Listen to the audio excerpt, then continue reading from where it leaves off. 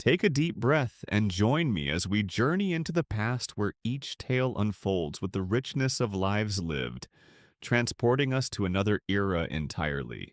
The sky above the Aegean is a soft blue, the kind that shimmers against crumbling white temples and lazy olive groves. Cicadas hum somewhere near the shoreline, and marble statues peer from shadowed niches as if judging the quality of your sandals. It's a quiet world, at least for now. You're in Greece sometime after Alexander the Great has already stormed across the known world and left behind an empire broken into feuding fragments. City-states squabble politely. Kingdoms plot less politely. The big dogs, Macedon, the Seleucids, the Ptolemies, each try to outdo the others in building temples, hosting games, and maybe sneakily assassinating a cousin or two. But across the Ionian Sea, something stirs. Rome, that self-important hill town turned republic, is slowly flexing. You wouldn't notice it at first. Rome's conquests so far are mostly in Italy, but Rome has this habit of showing up where it's not expected. And it always arrives just as someone else is busy imploding. You get the feeling that peace in the Greek world is something like the calm, just before a waiter slips on olive oil with a flaming saganaki dish in hand. And you're walking barefoot along a sun-warmed colonnade in Corinth, watching children splash near fountains and old men argue over Homer's metaphors. You breathe in thyme garlic and salted air, and you get the sense that this place has stood for centuries. Surely it always will. Surely it's too proud, too old, too clever to fall to a bunch of sandal-wearing, pig-farming upstarts from across the sea. But then again, you probably won't survive this century-long diplomatic disaster. So before you get comfortable, take a moment to like the video and subscribe, but only if you genuinely enjoy what I do here. And post your location and local time. I love seeing where you're listening from. Wherever you are, I hope tonight brings you rest, comfort, and maybe a curious dream or two. And let's ease into tonight's journey together. You wake the next morning to distant news Rome has sent ambassadors across the Adriatic. It's the early 3rd century BCE. Their destination, not Athens, not Sparta. No Rome's knocking on the door of Illyria, a rugged coastal strip known more for piracy than Plato. You squint toward the northwest horizon. Illyrian ships often cut across Greek waters, looting merchants and disappearing like cheeky dolphins with swords. Rome says it's going to deal with that. Just a small expedition, a little housekeeping, nothing to do with Greece, of course. And yet this is how it begins. What follows is one of history's slowest, sneakiest invasions, not with burning siege towers, but with treaties, alliances, debts, and the occasional legions in your living room surprise. This is a story of how Rome, a republic that once claimed to hate kings and foreign adventures, gradually swallowed the cultural cradle of the West. You'll find no single moment when the curtain drops. Greece wasn't conquered in a day. It was chipped, nudged, and occasionally sweet-talked into submission. Some Greeks even welcomed Rome at first, bless their idealistic little amphorae. But back here at the start, you can still pretend things are stable. You attend philosophical lectures where the main takeaway is nothing really matters. You eat fish that's definitely gone off but is disguised with so much garum you stop caring. You hear rumors of Roman senators with names like Gaius and Marcus, names that sound like sneezes or wine orders. There's even an envoy from Rome in the Agora today. He's tall, sunburned, very serious. He refuses wine. His Latin is stern and rhythmic, like someone arguing in a courtroom about turnips. People roll their eyes. Barbarians, someone mutters. But they don't say it too loudly, because Rome may still be distant, but it's already watching. And Greece, for all its clever plays and marble wisdom, has just started its longest, slowest fall. You lean back on a worn stone step as a breeze rattles dried fig leaves. You close your eyes. You don't know it yet, but your world has already changed. You're still dozing on that sun-warmed step when the news really starts to spread. It's a few summers later now, around 229 BCE, and the whispers that drift across marketplaces and under the painted porticos all carry the same name, Tuta, Queen Tuta of Illyria to be exact. She rules with a boldness that makes some Greek elders spill their wine and mutter about the decline of the age. She's young, ambitious, and according to gossip, absolutely unapologetic about her navy's piratical hobbies. Her ships flit across the Adriatic like silverfish plundering merchant vessels collecting bribes and generally making Roman senators gnash their well-oiled teeth. At first, Rome doesn't mind too much. They're still licking their wounds from some unmemorable skirmish on the Italian peninsula and nursing their pride. But then a Roman envoy gets murdered, or possibly accidentally thrown off a balcony, depending on whose version you believe. The Romans, of course, take this very personally. You imagine the Senate Hall in Rome with its grumpy old men in dusty togas debating whether this was a diplomatic insult or just a good excuse to expand eastward. Spoiler, it's both. And so begins the First Illyrian War. Rome sends a small but stern fleet across the sea. Nothing fancy, just a show of force. You blink and suddenly there are Roman soldiers marching through Apollonia, shaking hands, making treaties, and maybe helping themselves to some olives along the way. They aren't quite invading, no perish the thought. They're merely establishing order. What's more alarming is how some Greek cities start to welcome them. Corcyra, that's modern Corfu, waves them in like an old friend. Anything's better than Illyrian pirates, the locals say, just before handing over keys and politely asking for a security deposit. It's the first time Roman boots tread on Greek marble. They don't stay long, just long enough to show that they can arrive when they want and leave only if they choose. You stroll past a shrine and hear a statue of Athena whisper, "This won't be the last time." Back in Rome, the Senate crows about their victory. The First Illyrian War ends quickly with a treaty that looks fair on paper, but keeps Illyria's naval ambitions in check and Rome's influence firmly planted. Teuta, she vanishes from power quietly and suspiciously. The official story is that she retired peacefully. Historians still argue whether she abdicated or was forced out by more Roman-friendly advisors. Either way, she disappears into the shadows of history, proof that even queens who rule the sea can't stand long against Rome's idea of polite diplomacy backed by legions. Meanwhile, Greek philosophers stroke their beards and ask, "What does this mean for us?" You overhear one in Athens say, "Oh, Rome will lose interest soon. They're a land people. They don't understand culture." It's a lovely idea, naive but lovely.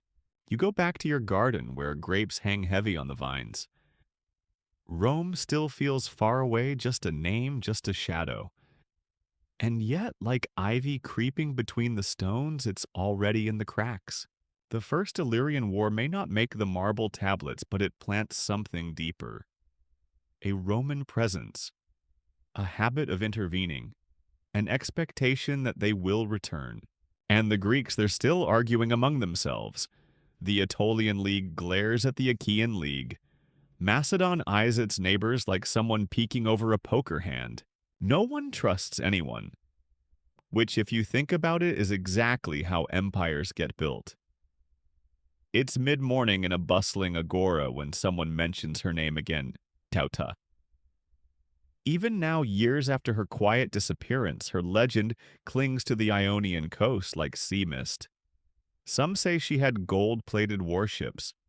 Others claim she cursed every Roman coin ever minted. One detail everyone agrees on: she talked back to Rome, and Rome did not appreciate that. But today's gossip drifts toward an older tale, the day she received Rome's ambassadors. You stroll among fruit stalls and eavesdrop with interest. The story goes something like this. The Roman envoys, stiff, solemn, and likely allergic to humor, arrived in Tuta's court with a list of demands. Stop the piracy. Cease attacks on merchant ships. Return the stolen goods. Oh, and try not to kill any more Romans. Tuta, regal and unbothered, listened with a half smile. She reportedly said, "It's not the custom of our kings to prevent their subjects from making a living in the sea." You almost admire her chutzpah. One envoy allegedly wagged a finger and warned, "We'll make you stop." Not long after he was dead, thrown off a cliff struck during a riot. Historians still argue whether it was murder, accident, or poetic timing. But Rome's patience ended right there. That moment, more than any battle, was the real beginning. The Romans weren't used to being snubbed, especially not by a woman ruling a seafaring kingdom they barely considered civilized. This wasn't Carthage or Egypt. This was Illyria, a land of pine forests, jagged coastlines, and people who wore wolfskins for fun. And yet, Tuta's dismissal of Rome's authority triggered a long memory. Rome doesn't forget insults. It files them away like unpaid debts and collects them with interest, usually in legions. You walk along the waterfront and imagine those Roman ships arriving, dark silhouettes with blood-red sails.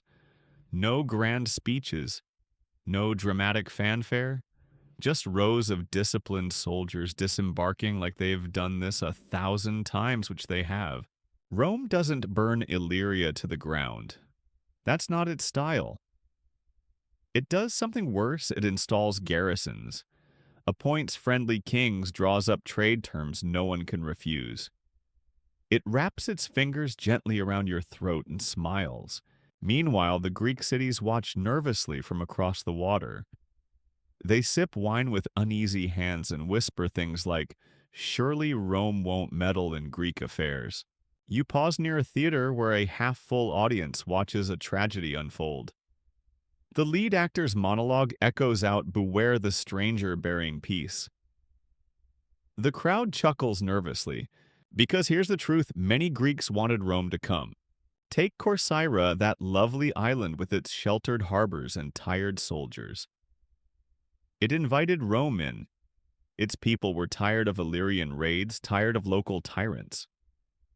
When Rome's ships arrived, Corcyra opened its gates with the enthusiasm of someone ordering room service. A few other cities followed suit. Apollonia Epidamnus, even parts of Epirus, they saw Rome not as a conqueror but as a cleaner. It's easy to forget that not every conquest feels like a conquest at first. You sit on a worn stone bench watching children play mock battles with sticks. One shouts, "I'm a Roman." The others groan. "You always win," someone mutters. It's true, though. Romans usually do. There's something methodical about how they move, how they position themselves. They don't rush. They set up infrastructure. They build roads before battles. They pave your land tax, your wine marry your noble families, and before you know it, they're co-writing your laws. Tuta tried to resist. She gets the poetic lines in the plays now, but Rome gets the ports. And you resting beneath a fig tree feel the shift in the wind. Rome is no longer just a name across the water. It's a neighbor, a partner, a protector, and eventually a master. You wake one morning in a sun-drenched hillside town somewhere between Delphi and nowhere in particular. And the name on everyone's lips isn't Tuta anymore, it's Philip. Not that Philip the Great one's long dead and moldering. This is Philip V of Macedon, a king with sharp cheekbones, sharper ambitions, and the unfortunate timing of picking fights while Rome's still sharpening its spears. Philip's a tricky one. When you see his face on local coinage, he looks every inch the Hellenistic king. Wavy hair, furrowed brow, dramatic nose. He inherited a fractured Macedon and a big ego, which is always a risky mix. Still, he's clever. Too clever, maybe. And as Rome tangles with Carthage in the west, yes, that Carthage home of elephants Hannibal, and family vendettas, Philip sees his chance. You picture him in his marble hall, rolling a bronze globe with his fingertip and muttering, "Now or never." It's the middle of the Second Punic War and Rome is distracted. Hannibal's literally rampaging up and down Italy, elephants and all. The Senate is panicking. Perfect time for Philip to take a bite out of the Greek world, or so he thinks. He sends envoys to Hannibal. Yes, that Hannibal. They exchange letters. There's talk of a grand alliance, Carthage in the west, Macedon in the east, and Rome surrounded like an olive in a press. But here's the thing. Rome has spies. Lots of spies. One of their ships intercepts the messages. A few days later, those secret plans are sitting wide open on a Senate desk, and the old men in togas are not pleased. Cue the First Macedonian War. Don't get too excited, it's mostly maneuvering and threats like a bar fight where no one wants to spill their wine. Rome can't commit many legions yet, so they recruit Greek allies, Aetolians, Pergamon, anyone with a grudge against Macedon and a fondness for Roman coin. You stroll through a hillside village and see Aetolian mercenaries drinking with Roman officers, laughing in three languages. None of them trust each other, but they don't have to. All they need is a common enemy, and for now, that's Philip. Philip's not stupid. He backs down. Sort of. The war fizzles out with an armistice. But the damage is done. Rome has now entangled, a lovely word that means half invited, half stuck.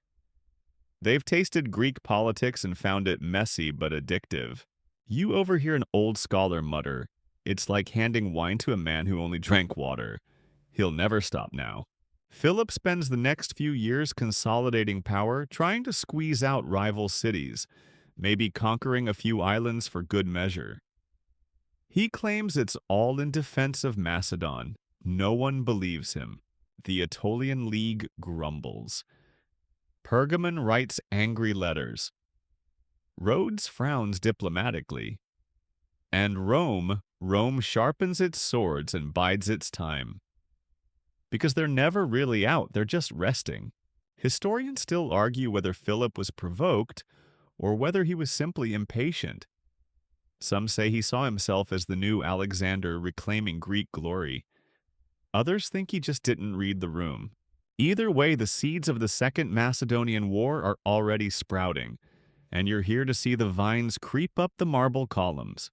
You wander past a public bath where philosophers debate over oil and thermodynamics, or maybe it's just gossip. One says Macedon is the shield of Greece. Another retorts, more like the drunk uncle. Either way, you can feel it in the air, a slow-motion collision between Macedon's old power and Rome's new appetite.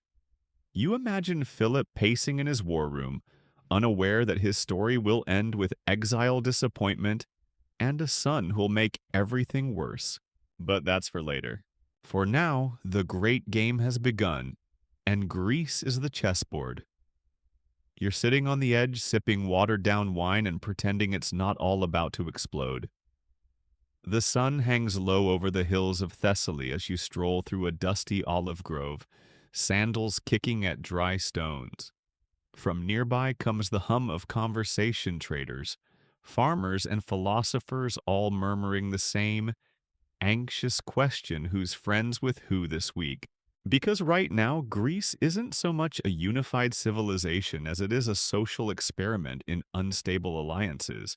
The Aetolian League eyes the Achaean League with disdain.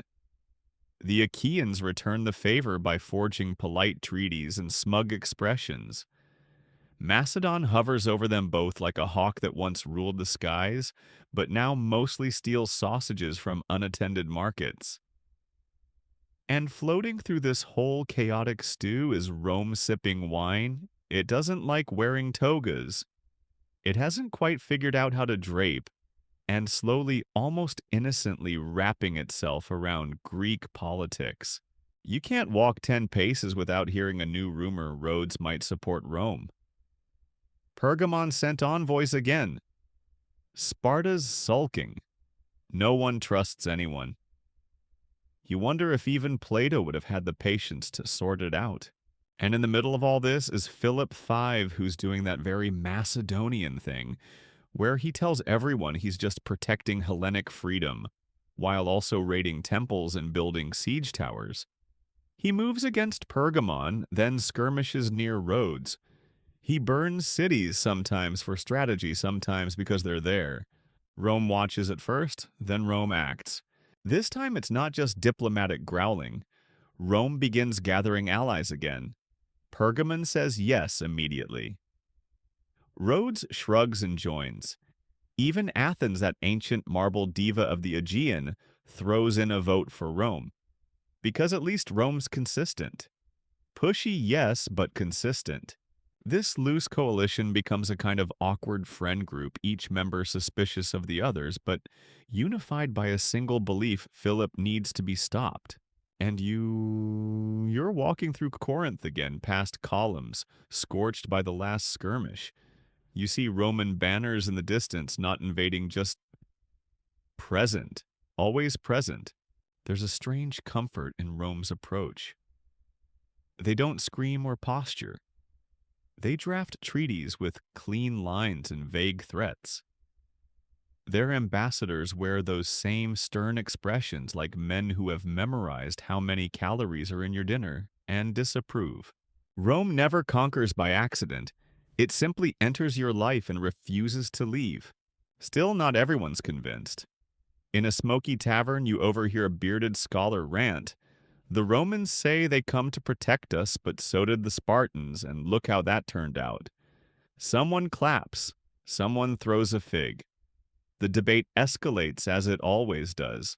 The Second Macedonian War begins not with trumpets, but with letters and fleets. Rome sails east again more deliberately this time. They've brought experienced generals, clever Greek translators, and a surprising amount of paperwork. This is no punitive raid. This is the beginning of management. Philip moves his pieces. He tries diplomacy, then siege warfare, then good old-fashioned bribery. None of it works. Rome and its allies press forward slower than you expect, but steady. You pass a village where Roman engineers are building a road. A straight one, of course. The Greeks are confused. Why not wind it around the hills? Why cut through that shrine? The Romans shrug. Efficiency. This isn't just war anymore. It's a pattern, a new system. Greek city-states with their rivalries and old grudges aren't prepared for it. Rome doesn't argue about which god to honor. Rome installs aqueducts. Rome keeps receipts. And so little by little, Greek autonomy becomes a chess match with Roman rules. You sit under a fig tree and watch as an Aetolian envoy marches by muttering in frustration. His alliance with Rome isn't going the way he hoped. Rome doesn't bend. Rome only expands. It's the beginning of something big, and for many Greeks, something irreversible. Dust rises ahead of you on the stone road, curling in lazy spirals like incense smoke in a neglected temple. The sound that follows it, metal clinking, leather straps snapping, disciplined grunts in rhythm, tells you all you need to know. Rome is marching. It's 200 BCE now. The Second Macedonian War has officially broken into the open. This isn't some small conflict tucked into the footnotes of a larger struggle. This is Rome putting on its war face. And as it turns out, it has several to choose from. You pass the columns of a half-collapsed theater and catch whispers about Titus Quinctius Flamininus, a name as Roman as burnt bread. Young, ambitious, and fluent in Greek, Flamininus isn't just a general. He's a salesman, a politician, a dreamer of empire. The Greeks don't quite know what to make of him. He quotes Homer one day, then burns a village the next. His message is painfully clear. Rome isn't just here to punish Philip. Rome is here to stay. You find yourself in Thessaly, now a flat, fertile land that stretches out like a marble tray, just waiting for armies to trample it. You can smell war on the wind. Skirmishes flicker across the countryside like distant lightning. Macedonian phalanxes square off against Roman manipular formations, blocks of men who move like clockwork and shout in thunderclaps. The battles aren't decisive yet. Philip pulls back, then lunges forward. Cities switch sides like actors changing costumes backstage. One week they hoist Roman standards, the next they're shouting, "Hail Macedon" through nervous grins. You get the sense no one really knows who to root for, only that someone's going to win, and soon. Rome naturally denies any desire for conquest. They're here to liberate. Flamininus says this so often you start to wonder if he's trying to convince you or himself. Still, the Greek world wants to believe it. After all, Macedon's rule has grown stale. Philip taxes too much trust too little, and respects cultural festivals exactly never. Rome, in comparison, arrives bearing treaties, flatterers, and grain shipments. Some cities even cheer when Roman soldiers appear. Just imagine. You sit beneath an olive tree with an old stonemason. He's watched kings come and go. He sighs. The Romans are like a good architect they never tear down until they know what to build in its place. Then he spits and adds, of course, they build a lot of prisons. Meanwhile, Flamininus grows bolder. His speeches grow grander. He starts promising not just protection, but freedom. Sweet, noble-sounding freedom, always dangled just out of reach like the last olive in a shared bowl. And Philip, he's feeling the squeeze. He lashes out at towns that defect.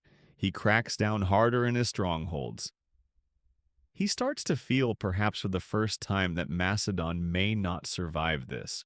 Historians still argue whether he miscalculated Rome's ambitions or simply underestimated how tired Greece was of Macedonian swagger. Either way, his enemies close in. Rome advances from the west, allies creep in from the south, and Macedon, once the titan of Alexander's empire, is caught in a chokehold of its own design. You rest that evening in a battered inn, listening to a traveling actor recount stories of Philip's retreat. He mimics the king's voice with exaggerated bravado, and the crowd howls with laughter. It's safer now to mock Macedon. No one says it, but everyone senses it. The tide has turned. War continues in flashes and bursts. Rome wins some, loses few, and never stops pushing. Each step forward feels permanent. Greek city-states begin to act not like independent actors, but like nervous clients in a very firm empire-building firm. And all the while the roads grow straighter, the treaties grow thicker, the legions grow nearer. You look back toward the mountains. Somewhere up there, Philip still sits on his throne.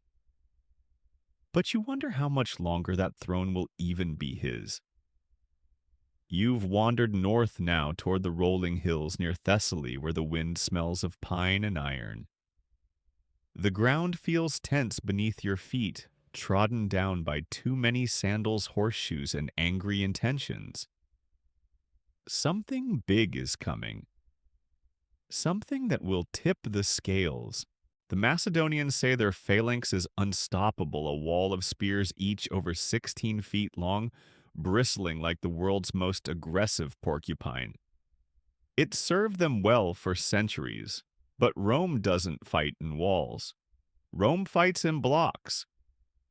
Flexible, responsive, surprisingly creative.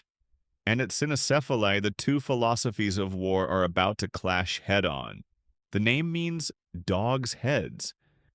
A pair of rocky hills that look like sleeping mastiffs on the Thessalian plain.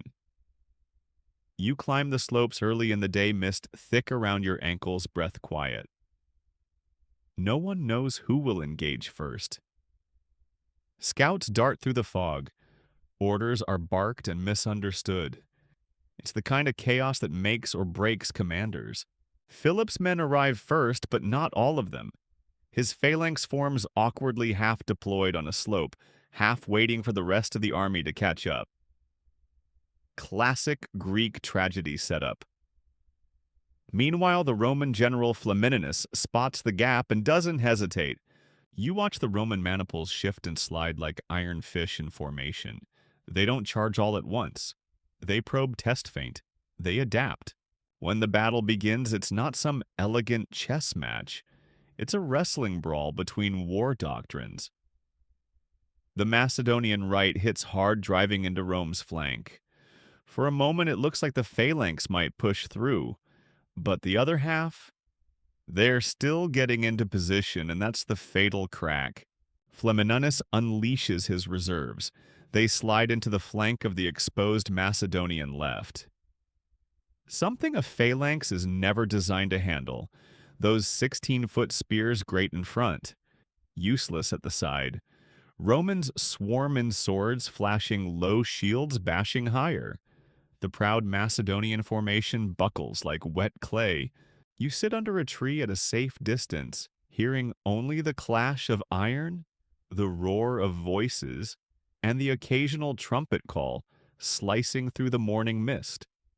A Greek veteran beside you mutters, "It's over." And he's right.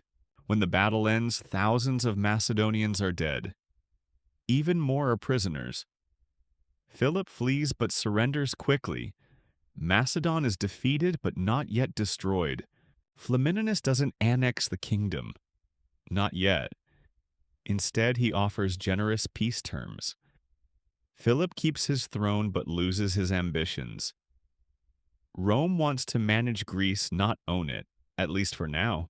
And here's where things get strange. Instead of celebrating a conquest, Flamininus announces at the Isthmian Games, no less that Rome has come to liberate Greece. He stands before a packed stadium of sweaty, bewildered Greeks and declares that all Greek cities shall be free and autonomous. There's a long pause. Then the crowd erupts. Grown men cry. Statues are toppled in joy. Priests faint. Children are named after Flamininus, which is either flattering or tragic, depending on how you feel about tongue twisters. You sitting under a sun-bleached awning with your olives and barley cakes raise an eyebrow. Free and autonomous. That sounds lovely, but there's a Roman garrison just outside town and your taxes are suddenly being counted by a man named Lucius. Historians still argue whether Rome truly meant to liberate Greece or if freedom was just a more marketable word than strategic dominance. Either way, the effect is the same. Greece is now Roman adjacent. Not conquered, not colonized, just handled. You walk back toward Athens in the evening light, passing temples adorned with new inscriptions, thanking Rome for its generosity. But a few locals mutter that freedom without independence feels a lot like obedience. And in the shadows, Philip's son, a quiet, thoughtful boy named Perseus, watches and learns. The phalanx may have fallen, but the story, it's far from over. The roads are smoother now. Roman engineers have been busy. You walk with ease past vineyards and half-built aqueducts, past marble temples where the smoke of sacrificed goats mingles with the scent of crushed thyme. Greece, it seems, has entered a new era, one where freedom is regularly redefined and measured in Roman marching distances. It's 196 BCE. The crowd at the Isthmian Games is still buzzing from Flamininus's Declaration of Liberty, but beneath the surface, tension hums like a lyre string pulled too tight. Rome's departure after Cynocephalae wasn't quite a departure. Sure, Philip was allowed to keep his throne as long as he downsized. His navy was capped, his territories trimmed, his ego bruised. And yet he survived. Greece technically was still free, but only in the way that a dog on a long leash feels free. And as you wander south, you hear the name Antiochus III muttered more and more. He's king of the Seleucid Empire, which spans everything from the Aegean to parts of Persia. And he's not thrilled about Rome strutting around his old Greek stomping grounds. Now Antiochus is a complex man. He calls himself the Great, which is always a red flag. But he does have credentials he's reconquered. Babylon restructured provinces and generally acts like someone rehearsing for a world tour. When he hears about Rome's growing influence in Greece, he sees an opportunity, maybe even a calling. And guess who's traveling with him now? Hannibal. Yes, that Hannibal. Gray haired now, but still terrifying. The man who marched elephants over the Alps to ruin Roman breakfasts is suddenly whispering in Antiochus's ear. You shiver just thinking about it. You sip watered wine in a seaside tavern while fishermen argue about what's coming. The Seleucids won't risk war, one says. Another snorts. They're already marching. And so begins the slow prelude to the Roman-Seleucid War, or as it's sometimes called, that time Antiochus misread the room. Antiochus lands in Greece with a modest force and a huge ego. He claims he's here to protect Hellenic liberty. Sound familiar, but most Greek cities eye him warily. They've just gotten used to Roman treaties. Rome may be pushy, but it pays on time and doesn't raid temples. Still, a few cities, Chalcis, for example, open their gates. Antiochus makes speeches about resisting Roman domination. He offers alliances, throws coin around like confetti, and sets up camp in old fortresses that haven't seen royalty since the Peloponnesian War. Rome responds like someone whose toes just got stepped on. Flamininus no longer in command watches with a forced smile. But the Roman Senate is swift. They dispatch Manius Acilius Glabrio, a name that sounds like an unfortunate herb, and his legions head east. You pass through Thermopylae where the ghosts of Spartans still whisper. This time it's not Persians coming through the pass, it's Romans. Antiochus thinks he can hold Thermopylae just like Leonidas once did. He fortifies the hills, stations troops at choke points, gives inspiring speeches. It's all very dramatic.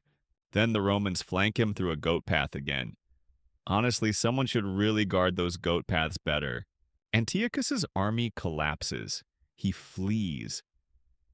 The Greeks blink and realize their liberator has exited stage left, leaving behind burned supplies and unpaid bills. You rest beside a stream near the battlefield and listen to a Roman centurion explain it to a Greek farmer. We didn't start this fight. He brought it to us. The farmer nods but keeps his hand on his goats. Rome doesn't stop there. They pursue Antiochus back into Asia Minor across rivers and ridges and long-forgotten frontiers. His empire, once vast and formidable, starts shrinking faster than a washed wool tunic. You can almost hear the Seleucid scribes updating maps in real time. Rome, meanwhile, gains confidence. It's no longer a visitor in Greece, it's a fixture, a manager, a cultural critic who also happens to command 10,000 armed men. And the Greeks they keep debating, in amphitheaters, in bathhouses, in dusty forums lined with fading busts of better centuries. But no matter what they say, Rome's presence is no longer conditional. It's permanent. You find yourself walking along a newly paved road in central Greece, the kind of smooth, Roman-built thing that almost makes you forget you're being slowly absorbed into an empire. Almost. The war with Antiochus is still fresh in everyone's memory, especially in taverns where old men stir their lentil stew and mutter about Thermopylae goat paths, and how empires these days just don't fight with enough honor. You nod politely and move on because now you know where this is all going. Rome has followed Antiochus back to his own lands beyond the Aegean and into Asia Minor. And now, in the rolling plains near Magnesia, it's all about to end. It's 190 BCE and the Battle of Magnesia looms. Antiochus has gathered what remains of his once mighty army war elephants, phalanxes, cataphracts, and mercenaries of every persuasion. His battle line stretches wide across the plain, glinting with polished bronze and desperate pride. He's counting on mass, momentum, intimidation, the Romans. They bring legions of course disciplined modular, and already planning how to divide up the victory. But here's the twist: they're joined by their new Greek besties, especially Eumenes II of Pergamon, who shows up grinning like a man who's backed the right horse. You climb a small ridge and watch the two armies form up. From this height, it all looks so organized, like a war diagram come to life. But you know better. Soon chaos will unravel the neatness. It always does. The battle begins with cavalry charges and skirmishing, the usual appetizers. Then Antiochus sends in the elephants, his prized beasts. They look magnificent, painted, armored, trumpet-blaring monsters. And then they panic. One Roman unit drives flaming projectiles into the elephants' flanks. They rear, they shriek, they trample their own men.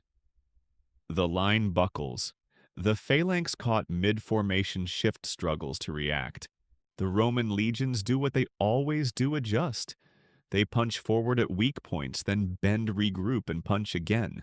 Like dancers with sharp elbows, Eumenes' cavalry flanks the Seleucid line. Antiochus charges with his own reserves bravely, foolishly, but it's too late. By dusk, the field belongs to Rome. You sit in the quiet afterward, watching birds pick at the aftermath. The Seleucids are broken. Antiochus flees eastward again. He will pay Rome dearly 15,000 talents of silver, most of his navy, and his claims in Asia Minor. It's a peace treaty written with the elegance of a contract and the subtlety of a punch. Back in Rome, the Senate throws feast. In Pergamon, Eumenes builds statues. In Greece, there's a hush. A long, uneasy hush. Because even though Antiochus was the one who lost the battle, everyone sees what just happened. Rome didn't just defend its allies, it fought a full-scale continental war, crossed seas, defeated a great king, and returned richer, bolder, and more permanent than ever. You wander through a market in Delphi where a bronze merchant sells tiny statues of Roman generals. "Good luck charms," he tells you with a wink. Nearby, a temple priest prays to Apollo in Greek, then tacks on a Latin phrase at the end just in case. Something has changed. Greece is still free technically, but now it knows what happens to those who test that freedom. Antiochus thought he could challenge Rome. He thought wrong. Historians still argue whether Antiochus's campaign was a genuine attempt to reclaim influence, or just a political blunder of epic scale. But one thing is certain: Rome now owns the room. You sit under the shade of an old fig tree as a group of boys pretend to fight with wooden swords. One yells, "I'm Flamininus." Another shouts, "No, I'm Eumenes." And one kid, smiling, slyly whispers, "I'm Rome." Everyone stops. You follow the road east now, winding past dry fields and olive groves that still whisper the names of fallen kings. The dust hasn't even settled from Magnesia, and already there's a new campaign for hearts, minds, and tax revenues. Rome is back in Greece again, not with conquering banners this time, but with something more enduring: paperwork. But before the ledgers are balanced and tribute tallies compiled, there's one final fire to put out. See, Antiochus may have fled, and his treasury may be lighter by several tons of silver, but there are still embers glowing in Greece. One flicker stands out above the rest: the Aetolian League. Now, if Greece were a dinner party, the Aetolians would be that guest who complains about the wine, starts a food fight, then accuses everyone else of ruining the evening. They'd once been Rome's allies, but now they're muttering darkly about betrayal, autonomy, and foreign boots on sacred soil. So what do? They invite Antiochus again to come liberate them. It's a terrible idea, obviously, but enthusiasm tends to outpace wisdom in times like these. Antiochus returns to Greece with a much smaller army and a much larger chip on his shoulder. He makes straight for Thermopylae, the ancient pass where legends once stood. You walk its narrow defile yourself, brush your fingers along the rough stone walls, and feel history breathing from every crack. He fortifies the pass, builds walls, blocks roads. He reenacts Leonidas's stand in his mind. Unfortunately, the Romans know their Herodotus, and they know the goat path. Yes, again. In 191 BCE, Manius Acilius Glabrio leads the Roman legions through that same forgotten trail, emerging like a bad memory behind Antiochus's position. The Seleucid army is caught between Romans at their front and Romans at their rear. It goes exactly how you'd expect. Antiochus's troops scatter, the walls crumble. The stand at Thermopylae ends not in legend, but in disarray. Antiochus flees by sea. Again, you suspect his ship is very well practiced by now. You sit later that night at a small inn in Lamia, where locals murmur over wine and stew. He thought he could do what Leonidas did, someone says. A bearded man grunts. He's lucky to still have a beard. Rome now turns on the Aetolians, its former friends turned chronic nuisances. The League resists loudly and clumsily. Their cities are besieged, their leaders panic. Eventually, they sue for peace and are granted it, but only after signing a treaty so restrictive it might as well be an RSVP to Roman rule. But the real winner of this entire mess, Pergamon. Yes, Eumenes II is doing extremely well. As a loyal Roman ally, he's awarded lands influence and, perhaps most importantly, reputation. His little kingdom now guards Asia Minor in Rome's name. He builds libraries, sponsors temples, and smiles modestly at his own good fortune. You wander through Pergamon's marble streets and watch children study Latin proverbs alongside Homeric verses. There's a quiet blending happening here, not occupation exactly, but something more subtle. The Greeks call it pragmatism. The Romans call it governance. And what of Antiochus? After Thermopylae and Magnesia, he's a shadow of his former self. The Treaty of Apamea shackles what remains of the Seleucid Empire.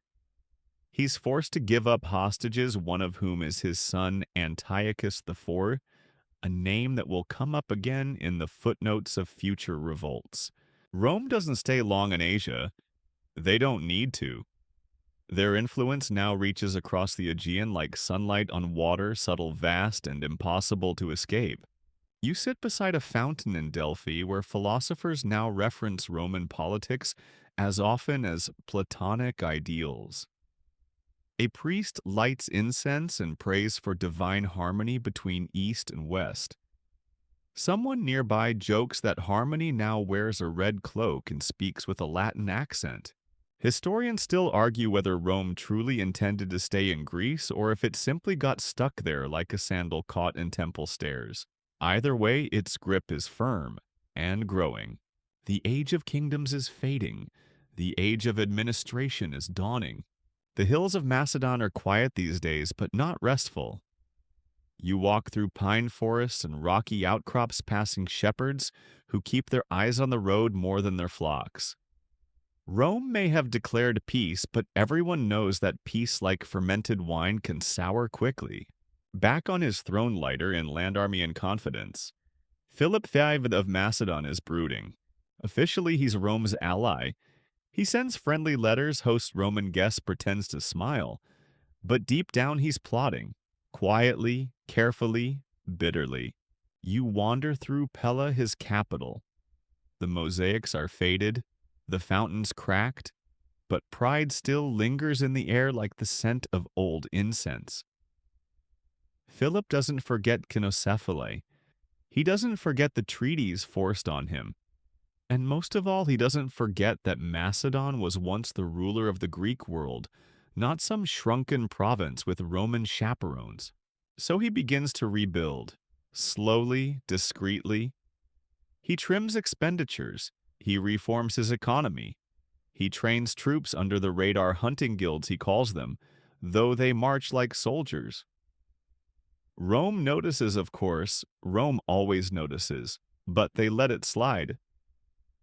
For now, you stop by a stonemason's yard where men whisper of strange troop movements and new alliances.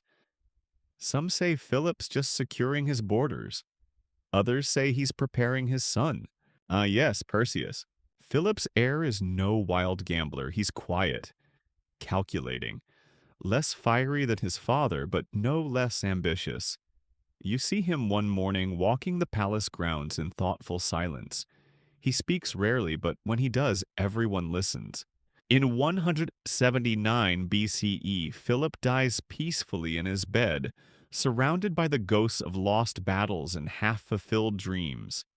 Perseus becomes king, and within months it's clear the throne may be new, but the grudge is old. Rome had hoped Perseus would be weak, compliant, easier to manage. He's none of those things. He picks up his father's mission with patient hands and sharper tools. He courts Greek cities with kindness, offers support to smaller kingdoms, even marries cleverly to tie himself to other dynasties. This isn't open war, not yet, but it's the slow sharpening of a blade. By 172 BCE, Rome's patience begins to fray. Accusations fly. Perseus is expanding too fast, influencing too many, ignoring treaties. Whether or not these claims are all true hardly matters. Rome doesn't wait for smoke to become fire. You pass a Roman envoy heading north, dust on his cloak, expression grim. Rome sends investigators, demands explanations, calls in favors. Perseus plays coy. He refuses some audiences, delays responses, gives vague answers. It's a diplomatic game, and Rome famously hates games it doesn't control. In 171 BCE, the Senate declares war. Again. This time it's not to contain Macedon, it's to end it. You're in a public square in Delphi when the herald shouts the news. Old men sigh, merchants shake their heads. A child asks if the war is far away and no one answers. The Third Macedonian War has begun, and this time the outcome will not be reversible. Perseus rallies his forces. Macedon still has mountains, fortresses, veterans. It fights well strategically, methodically. Roman generals struggle at first. One campaign stalls entirely. You hear rumors that the Macedonian phalanx even wins a few minor clashes. Whispers of maybe this time drift through Greek cafes like cinnamon smoke. But deep down, everyone knows. The Roman machine doesn't stop. It recalibrates, learns, reinforces. Rome doesn't need one genius general, it just needs persistence. As the war rolls southward, Greek cities brace themselves, again. Because if Perseus fails, there won't be a treaty this time. There won't be polite diplomacy or freedom speeches. This time, Rome isn't walking back. It's staying. You wake before dawn camped near a hillside in northern Thessaly as mist curls like sheep's wool across the valleys. The earth hums beneath you, not with earthquakes, but with footsteps. Thousands of them. This is not a local skirmish. This is the culmination of centuries of rivalry compressed into a single encounter. The Roman banners snap in the wind. The Macedonian phalanx gleams in the early light. It's 168 BCE, and you are about to witness the Battle of Pydna. The setting is deceptively quiet, a broad plain tucked between mountains and sea. Not much different from any other patch of Greek countryside, but you can feel it. This is a moment of finality. On one side, Perseus of Macedon commanding what remains of his father's legacy. He's spent years preparing for this. His army is large, over 40,000 men. His phalanx is trained, his cavalry solid, his camp fortified. He even has war elephants, those ever-unreliable party guests. On the other, Lucius Aemilius Paulus, Rome's consul. Not flashy, not reckless, just extremely competent. The kind of man who doesn't shout orders but expects them carried out before he finishes blinking. You perch atop a rock watching as the sun breaks over the ridgeline, gilding the rows of spears below. The Macedonian phalanx advances first rows and rows of sarissai like a wheat field made of iron. It pushes the Roman lines back. The formation is tight, relentless, like a mechanical wall rolling forward. And then, as always, the ground interferes. A small ditch, a bump in the earth, a momentary misalignment. The phalanx, which relies entirely on perfect unity, begins to splinter. Not collapse, just open. And that's all the Romans need. The maniples, those flexible, disciplined Roman units, flow into the gaps like water through a broken dam. They strike at the flanks, darting around the forest of spears. Up close, the phalanx is useless, too slow to pivot, too long to shorten, too proud to adapt. It's a slaughter. You sit quietly as the Roman line advances. Perseus's men fight valiantly, but they're overwhelmed. Thousands fall. Thousands more surrender. Some flee, tossing down weapons and crests alike. Even the elephants, sensing the momentum, begin backing away. And Perseus, he vanishes. Yes, the king of Macedon flees the field disguised as a common soldier. He escapes on horseback, finds shelter in a temple on the island of Samothrace, and spends the next few days pretending to be a nobody, while Romans tear apart what remains of his kingdom. He's captured anyway. Later, in a rare moment of poetic theater, Perseus is paraded through the streets of Rome, in chains, forced to walk behind Aemilius Paulus's chariot in a 3-day triumph. The people cheer. Trumpets blare. Gold and loot from Macedon are tossed into the crowd like breadcrumbs. Perseus is offered no speech, no resistance, just a cell and a slow, quiet death in captivity.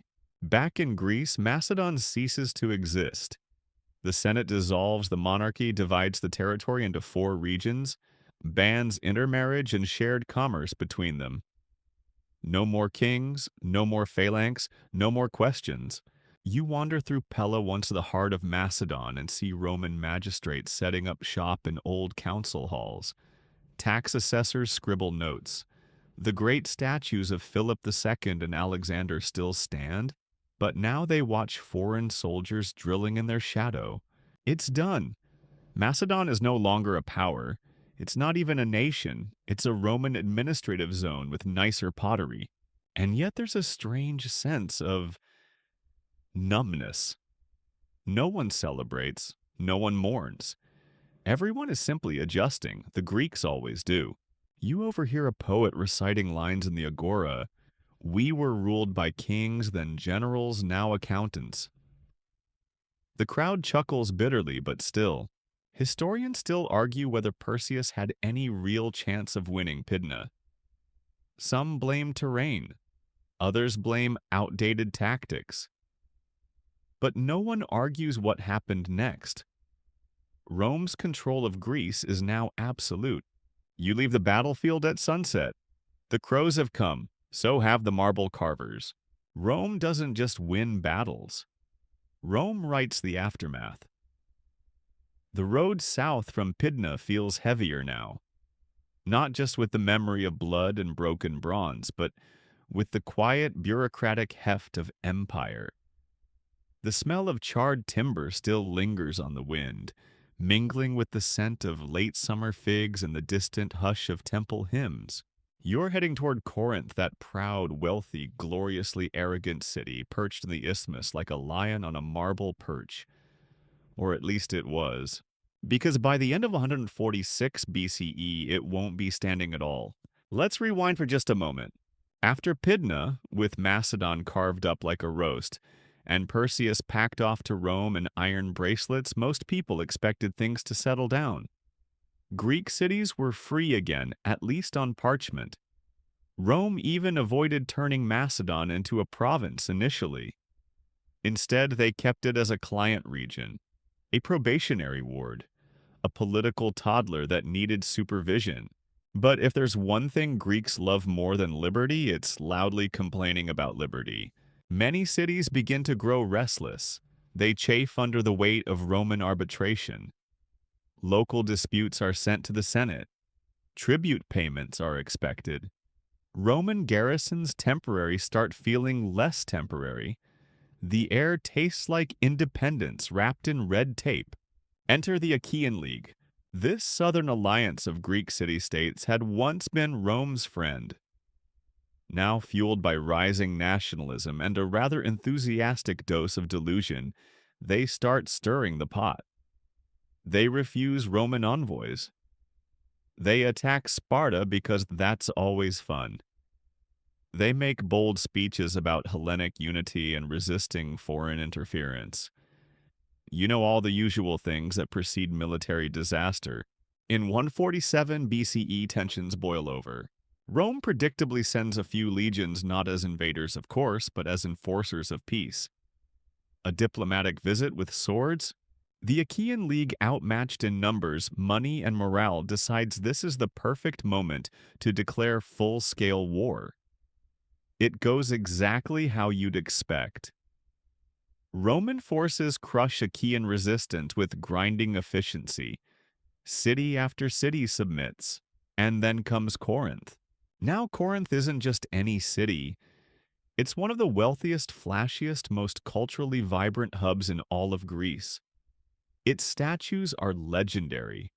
Its philosophers are smug. Its courtesans are internationally ranked. It is in short Rome's worst kind of enemy, a proud city with a chip on its shoulder. So Rome makes a decision. They don't besiege Corinth to capture it. They besiege it to erase it. You arrive at dawn on the final day. Smoke is already curling from its rooftops. Roman soldiers led by Lucius Mummius, a general with the ominously casual nickname Achaicus, storm the walls.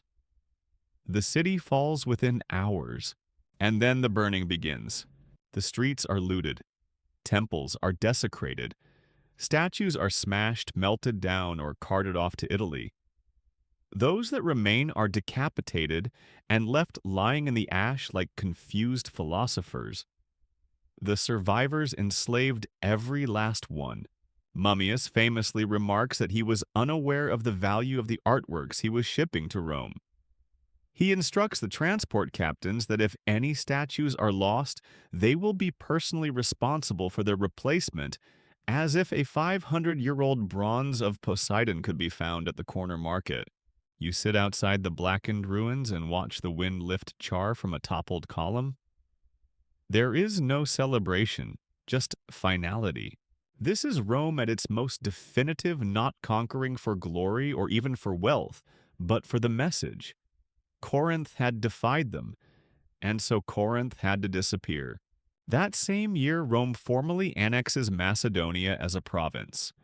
No more illusions, no more client kingdoms. Just paperwork, taxes, and senators in togas who've never set foot east of Brindisi giving orders about Delphic festival schedules. You stop at a roadside shrine where someone has carved the words, "Better a Roman landlord than a Greek corpse." Historians still argue whether Corinth's destruction was strategic, symbolic, or simply excessive. Some say it was meant to shock the rest of Greece into submission. If so, it worked. After 146 BCE, there are no more major uprisings, just grumbling and silence. Greece has finally been conquered not by war alone, but by exhaustion. The will to resist is now a memory wrapped in marble dust. You pass through the ruins of Corinth at dusk, the shadows long and heavy across scorched marble. A broken statue of Apollo lies half buried in ash, face down as if even the gods are too ashamed to look up. The silence here is different. Not the peace of a sleepy village, but the hush of a warning successfully delivered.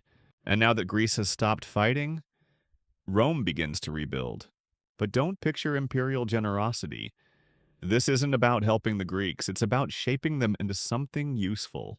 You arrive in Athens still standing, still stubborn, still whispering about Socrates and pretending the last 3 centuries didn't happen.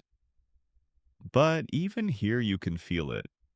Rome has installed itself not just in the courts or the tax system, but in the very rhythm of Greek life. And the weird thing, some Greeks like it. Rome appoints officials but often leaves city councils intact as long as they behave. Taxes are high, sure, but roads are good, trade is booming, and nobody's torching temples anymore. Greek merchants get access to Roman markets. Greek artists receive Roman commissions. And local aristocrats quickly learn that if you want your family to prosper, you start learning Latin.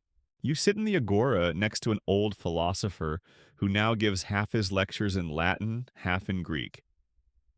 He's teaching Stoicism to a group of Roman youths. Yes, the conquerors are now studying Greek philosophy from the people they just subjugated. It's strange, it's ironic, it's kind of flattering. This is the great paradox of Roman Greece conquered, humiliated, and yet essential. Greece becomes the brain of the empire. Roman generals still run the provinces, but Greek scribes keep the records. Greek sculptors decorate the villas. Greek architects design the new basilicas. And above all, Greek teachers become the rage. Every Roman noble now wants a Greek tutor for his son. A man who can quote Homer, parse Aristotle, and recite tragedies while correcting your posture. You watch one of these scholars walk down a dusty road, thin-stooped, carrying a scroll case more precious than gold. Sometimes you think the mind wins where the sword cannot. Still, Rome keeps its boot gently pressed. Delos, once a sleepy island sanctuary, is transformed into a free trade zone by Rome's decree. Taxes vanish and merchants flood in. The port becomes one of the busiest in the Mediterranean, at least until pirates decide they like it too. Meanwhile, cities like Patras, Nicopolis, and Thessalonica are rebuilt with Roman-style grids. Public baths appear, amphitheaters emerge, gladiators visit. The culture of spectacle arrives alongside grain shipments.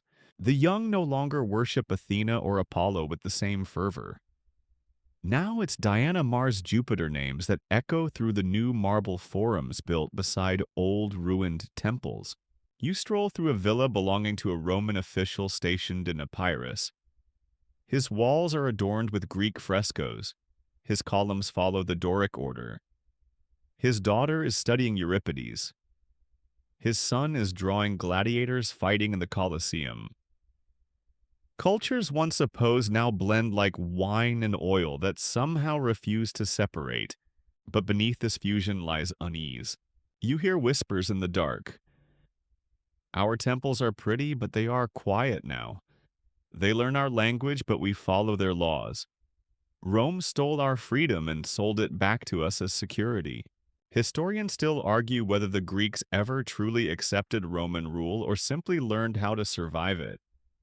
Some see this era as one of graceful adaptation. Others call it a long, slow surrender of the soul. But the truth is more complicated.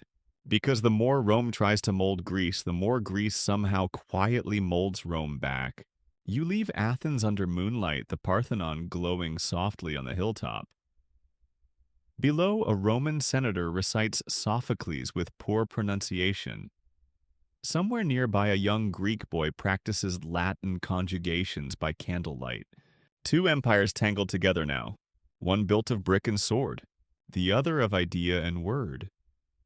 You find yourself drifting through the colonnades of a Roman villa, not in Italy, but nestled just outside Delphi, where the mountains meet the sky in gentle folds of blue and ochre.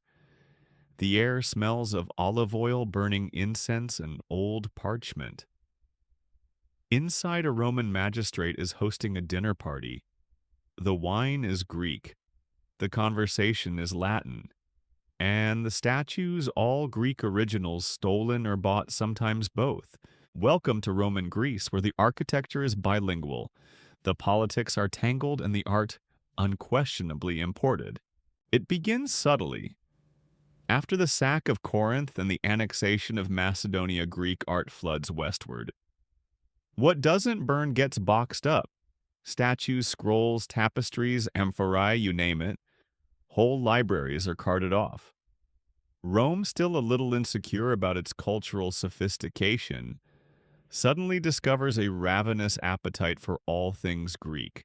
You pass through a warehouse near Ostia where marble torsos lie stacked like firewood. This one's Apollo, the clerk says, wiping dust off a nose. Or maybe Adonis. Who can tell with the curls, he laughs. You don't. Back in Greece, what remains is emptier. Many temples have lost their ornaments. Sacred groves are thinner. Museums, yes, the Greeks had museums, are quietly closed for transport. Even Delphi, along the spiritual heart of the Greek world, begins to echo a little more hollowly. The oracle still mutters her riddles, sure, but now they're being translated for senators from Sicily who think Apollo is just another Jupiter in disguise. Still, the Greek craftsmen adapt. You watch a local sculptor carve a bust, not of Athena, but of a Roman general in a Greek toga, holding a miniature Parthenon. It's confusing, but also lucrative. Because here's the twist: while Greece loses its treasures, it also becomes Rome's design department. Rich Romans don't just want Greek statues, they want entire Greek aesthetics. Their villas in Pompeii are lined with murals painted in Greek style. Their sons are tutored in Homer and Sappho. Their dinner parties feature staged readings of Euripides in barely understood Attic dialect. You sip wine in a courtyard while a Roman senator quotes Plato badly and insists that democracy was adorable but inefficient. His guests chuckle. A Greek servant refills your cup and raises one eyebrow just slightly. And while all this cultural grafting goes on, Greek cities learn to play along. Rhodes turns itself into an education hub. Athens starts branding itself as the empire's intellectual playground. Students come from Gaul, Hispania, even Egypt, to study rhetoric and astronomy beneath weather-worn statues of Socrates. It's education as cultural survival strategy. You visit a symposium where everyone speaks Latin with a Greek accent. The wine flows. The discussion turns to love, fate, and the proper length of a hexameter. Then someone quotes Virgil. Then someone counters with Hesiod. It's like watching two worlds bump into each other in a narrow hallway, realize they're both wearing the same sandals, and agree to share a glass of wine. Yet there's an edge to it all. You pass by a mural in Corinth, rebuilt now Roman in layout, but still Greek in soul, and notice that the central figure, supposedly a Roman hero, is posed exactly like Heracles.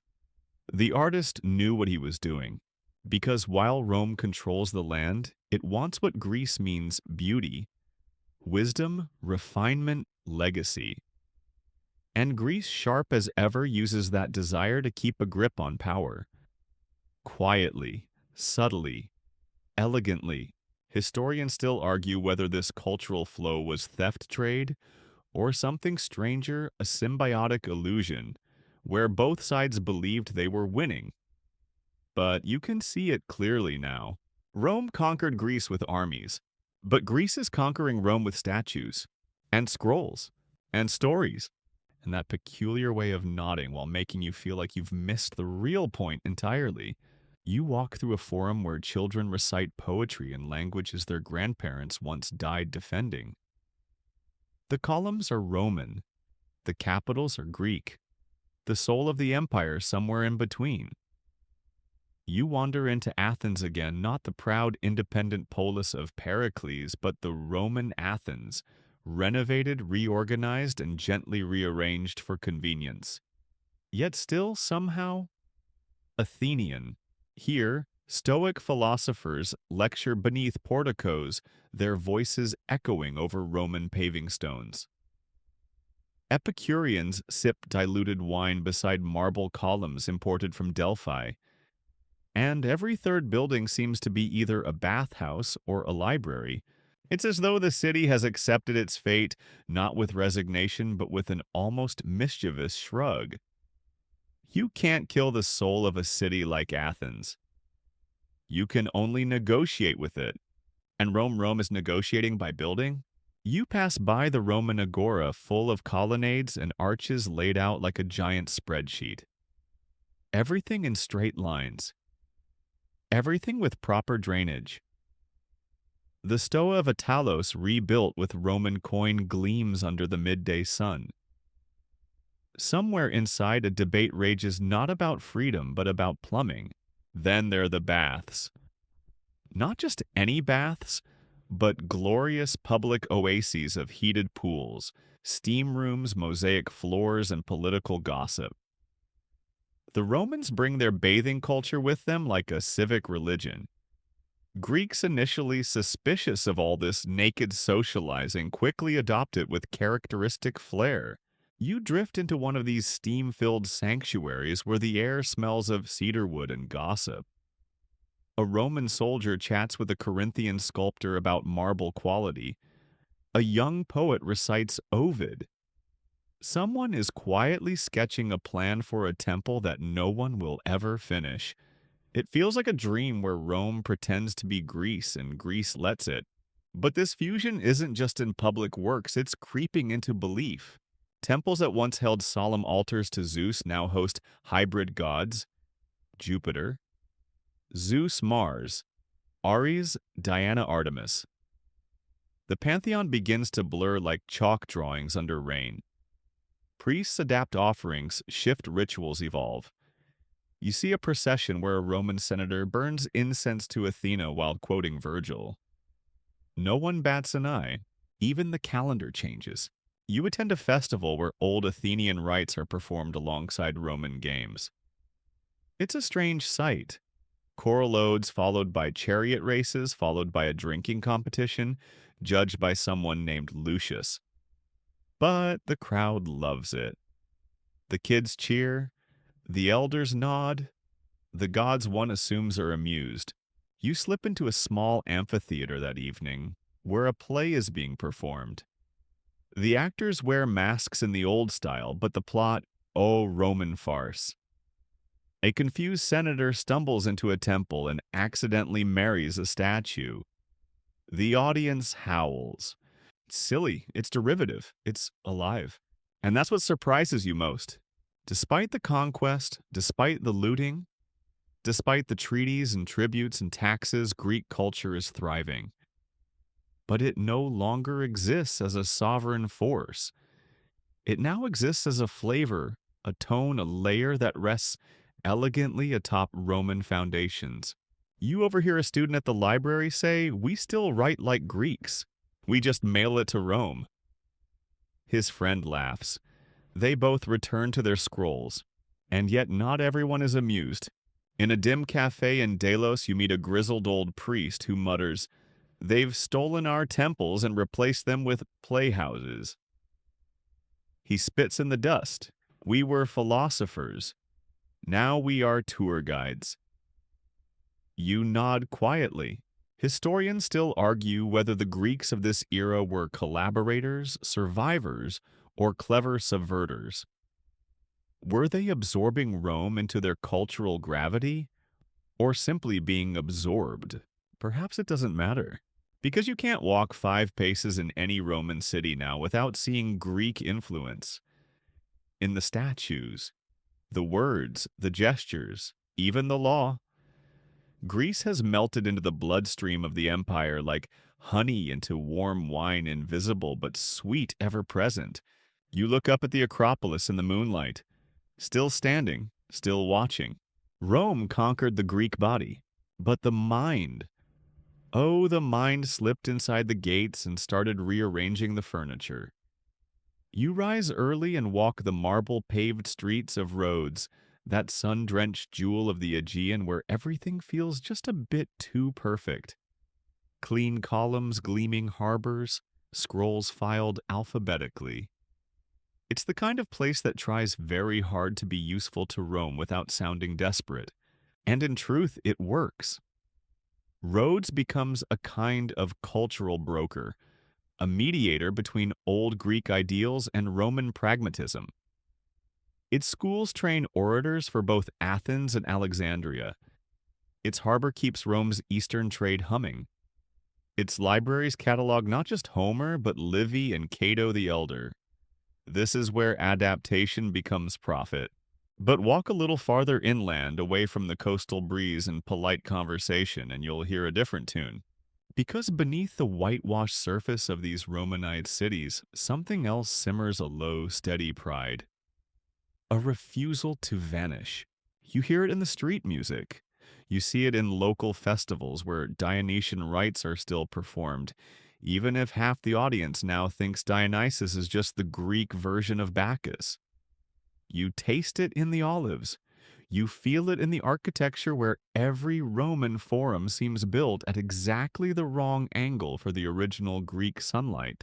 You arrive in Delphi, the old navel of the world. The oracle's voice is weaker now, the pilgrims fewer. But the stones still speak. Tourists come to marvel. Senators pretend to consult.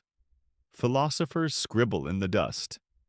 And in all of it, there's a quiet knowing this place mattered long before Rome, and it will still matter long after.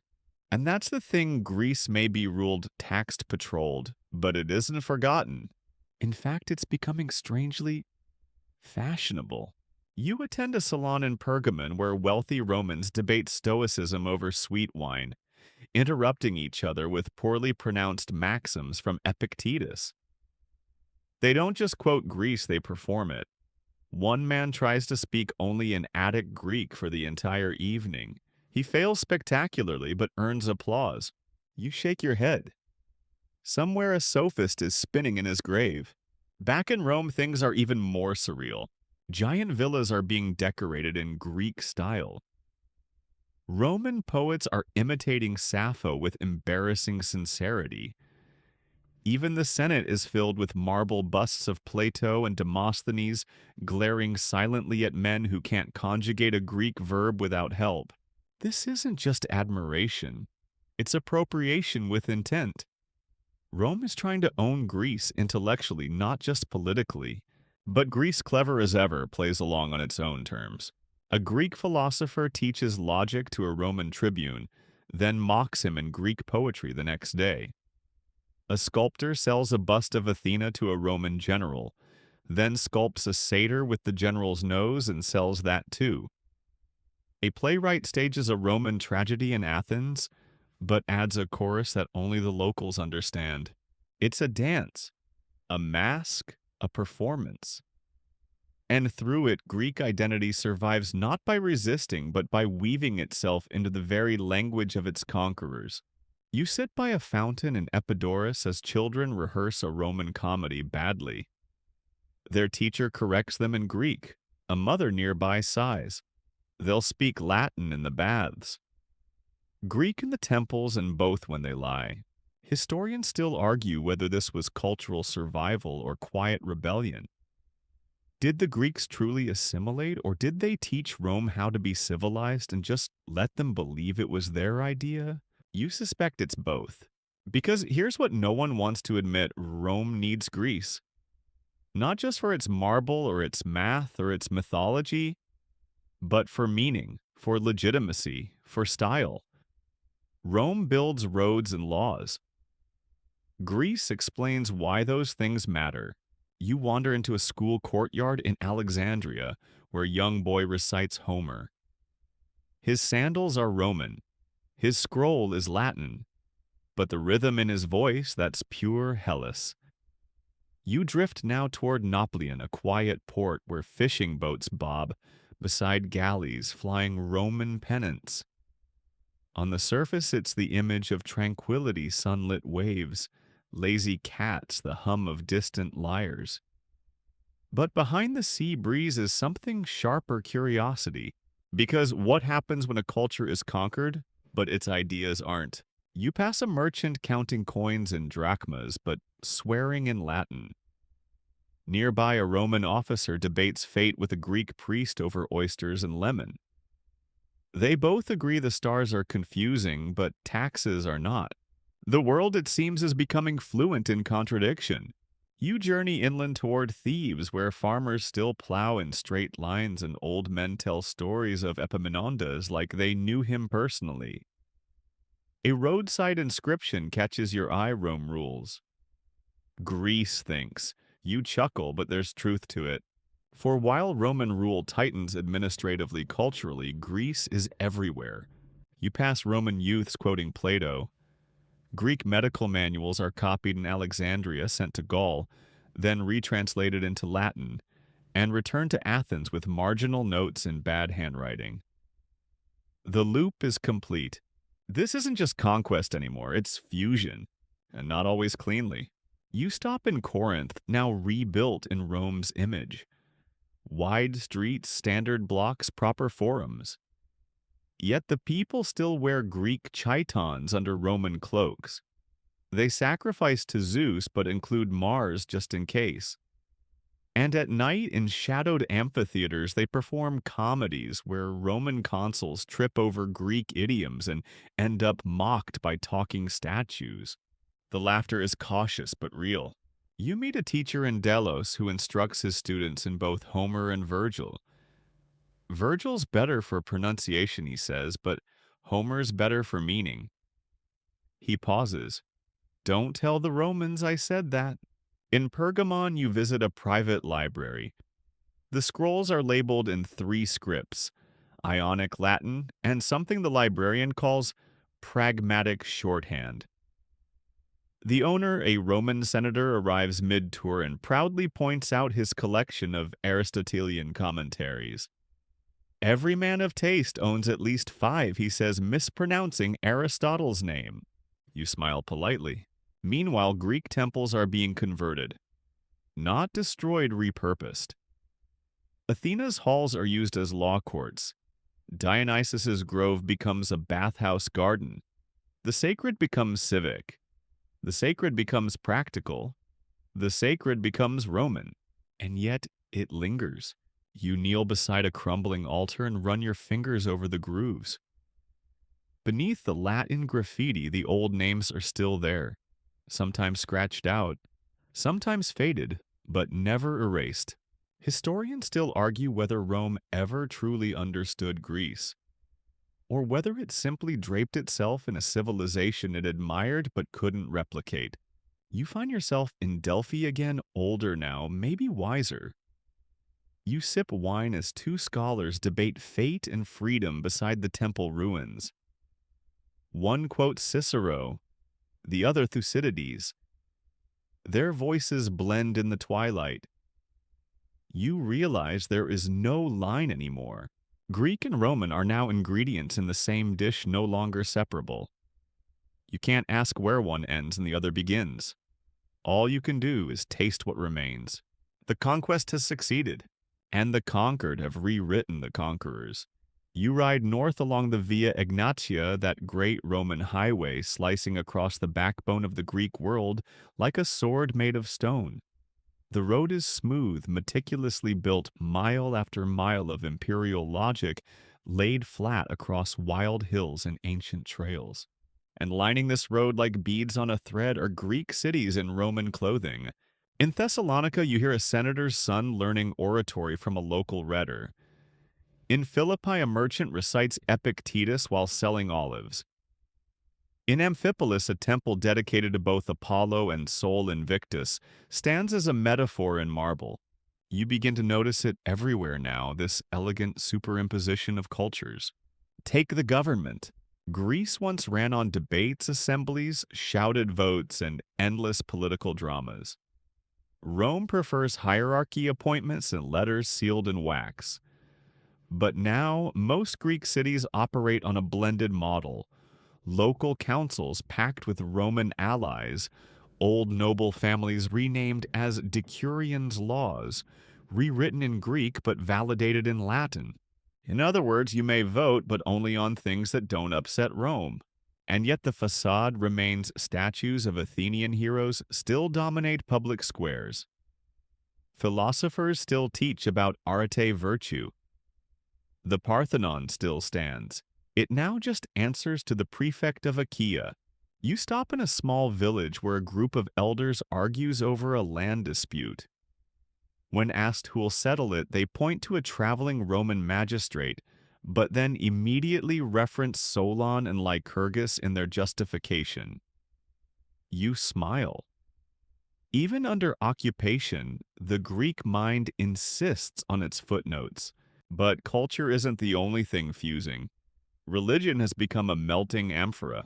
You attend a festival in Epirus where the priest prays to Zeus, then ends the rite with an invocation to Jupiter Optimus Maximus, just in case. The locals cheer. The Romans nod approvingly.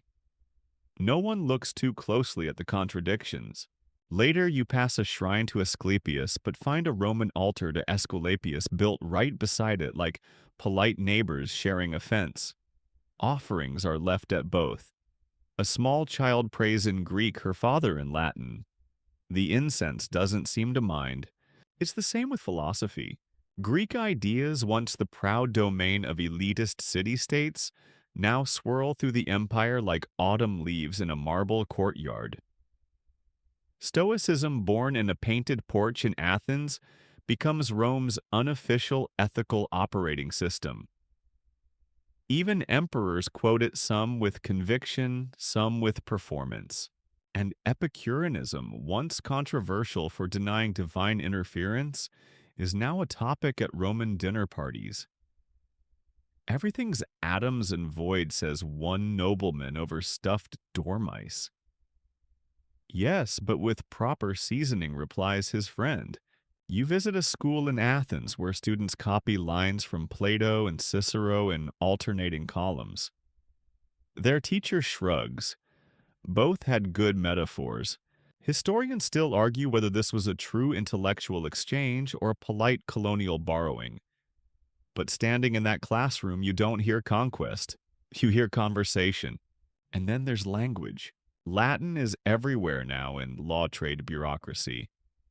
But Greek still rules in thought, art, and medicine. The educated must speak both. You see graffiti in bilingual insults. One wall reads, Brutus is a goat in Latin, followed by, and a terrible lyre player in Greek. Even in Rome, Greek is fashionable. The best tutors Greek, the best doctors Greek, the most fashionable slang Greek. It's as if the empire swallows Greece and then chokes gently on the accent.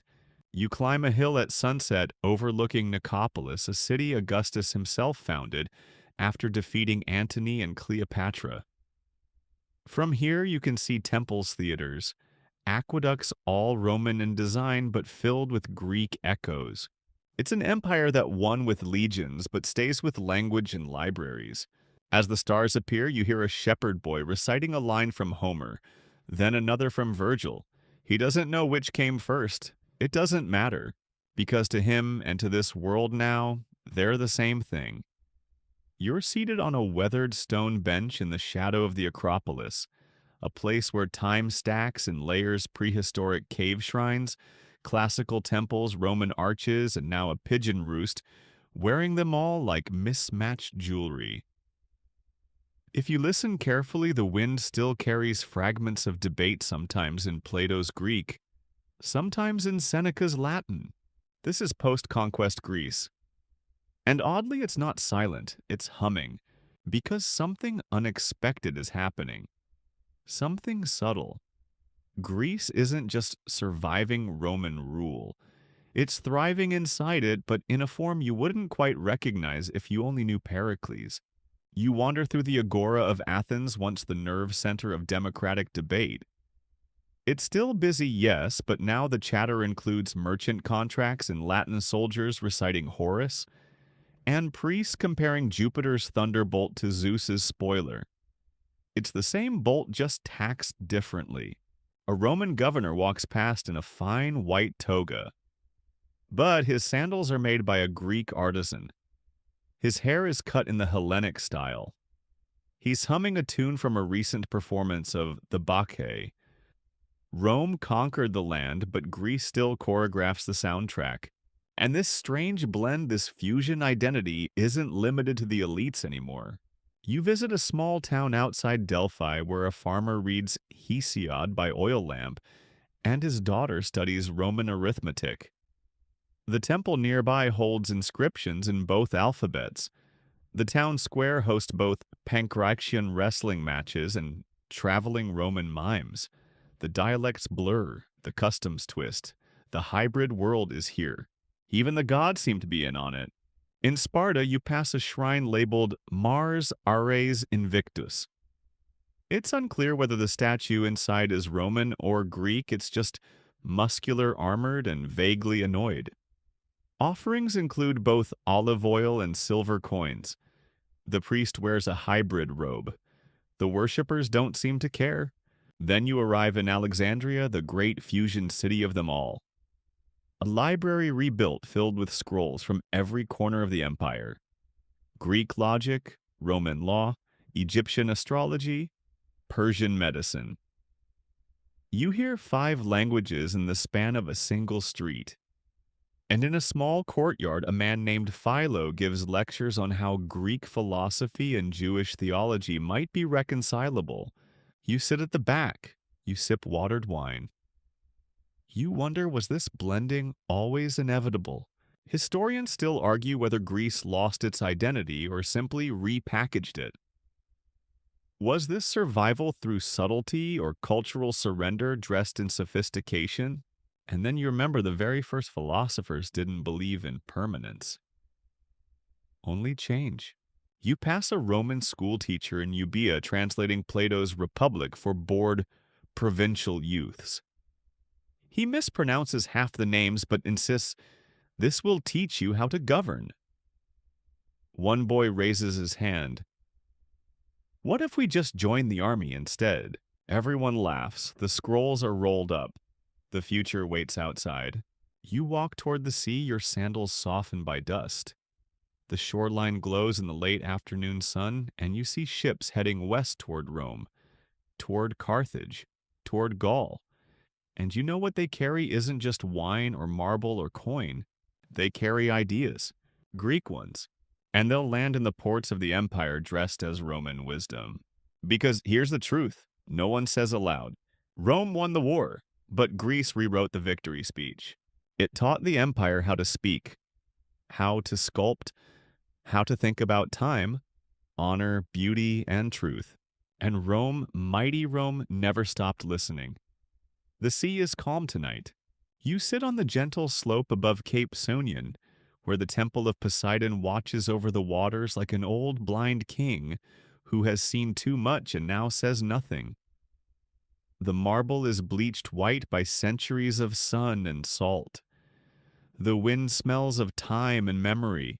This is where we end, not with the battle, not with the treaty, but with a question. Did Rome really conquer Greece? On paper, yes. The armies won. The cities fell. The taxes flowed west. The statues migrated.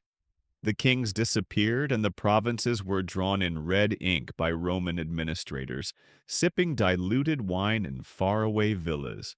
And yet, you pass a villa in Capua where children recite the Iliad in Greek. You visit a temple in Lugdunum where a Roman priest sacrifices by a method described by Pythagoras. You stroll through Rome itself, where the Senate Hall is lined with busts of Greek thinkers and emperors consult astrologers trained in the Pythagorean tradition before launching military campaigns. The ideas moved upstream. You remember Flamininus declaring freedom for all Greeks at the Isthmian Games, a phrase that has aged as well as unrefrigerated fish. You remember the fall of Corinth, the ash of the Parthenon's sister temples, the goat paths of Thermopylae. You remember the statues, looted or gifted now, standing in gardens far from their original sun. And still in the corners of Roman households you find tiny dedications to Artemis, not Diana. Old habits, old names, they cling. You listen to the wind across the stones and realize something power conquers, but culture lingers. Historians still argue, of course they do. Some say Rome absorbed Greece entirely like a sponge soaking up perfume. Others argue that Rome never truly digested what it swallowed, that Greece passed through Rome unchanged in soul, wearing a new skin. You sip wine Aegean dry, slightly salty, and watch the stars appear one by one. The constellations haven't changed. The myths still fit them. Greece is gone, and not gone. Its cities may have fallen, but its mind moved in. Now let's rest here by the water's edge as the waves roll in with the softness of breath, and the temple above glows faintly under a tired moon. Let your thoughts drift out to sea, carried gently across the surface like small wooden boats filled with stories. Let go of the clamor of armies, the clash of bronze, and the stamp of legions. Set down the weight of empires and battles, of debates and questions and crumbling cities. Let them all fall behind you like sand slipping through open fingers. Here in this fading world of ancient marble and starlit silence, nothing rushes, nothing demands. There is no conquest now, no urgency. Only wind and stone and the distant hush of a world that once shouted, now whispering to the sky. Let the calm settle in your shoulders. Let the darkness grow comfortable and wide. You have walked long roads tonight through history and ruin and rebirth. You've seen glory and folly, silence and satire, treaties and tombs. Let your breath slow. Let your eyes rest. You are not in Rome or Athens or even the echo of either. You are simply here between past and peace, between thought and sleep. I'll be here with another story for you tomorrow night.